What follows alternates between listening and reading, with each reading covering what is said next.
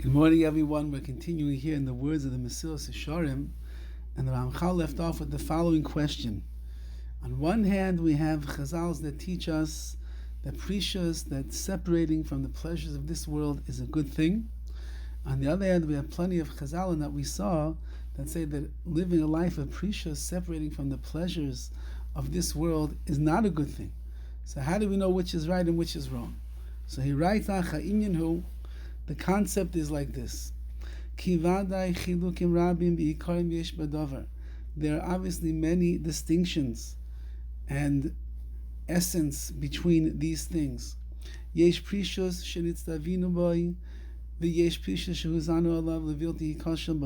a type of precious, a separating from the pleasures of this world, which we are commanded to do.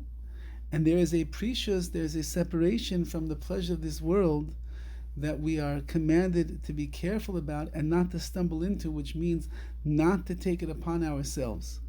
This is what King Solomon writes in Koheles, don't be too much of a tzaddik, which means if a person is going to go overboard in the world of precious, they're going to live a life of aestheticism where they're not going to be involved in Olam Hazeh in this world at all, because they think that what they're doing is righteousness. It warns Shlomo HaMelech, Al ti tzaddik harbe, don't be too big of a tzaddik because you'll be doing the wrong thing. Let's first, he says, explain what is good precious, what is acceptable kind of distancing and separation.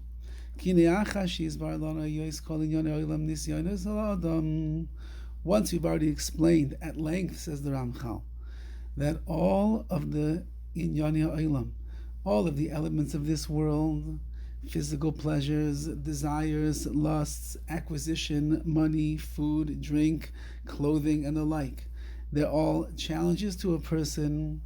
Like I've written above, and I brought you many proofs to this. And it's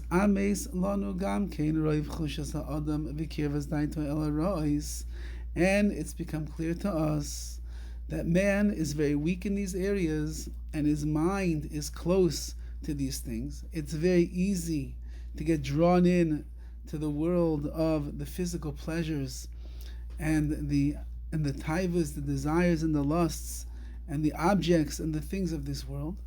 Once we know that to be true,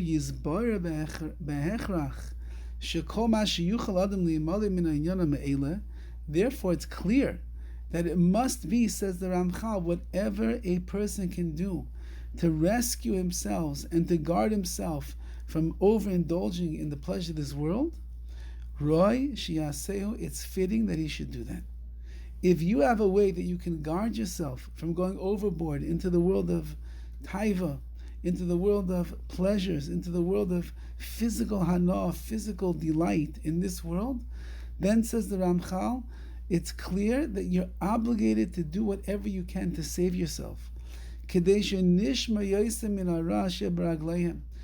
that a person will guard themselves carefully from the ra, from the evil which is right around their feet. So easy to stumble into it.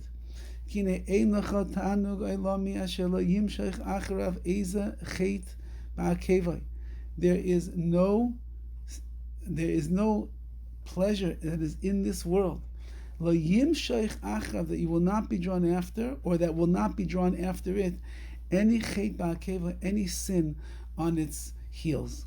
Which means, and that's what the Ramchal is going to explain next, the longer piece, but the Ramchal is going to explain to us that every little bit of indulgence that a person has in their life, every time that a person begins to go overboard into the world of taiva, of pleasure, they should know that there's many other sins that are lurking around the corner and are going to envelop this person as a result of giving in to the pleasure, to the taiva, to the luxury, to the extra food, to the extra drink, to the more clothing, the fancier clothing, and the like.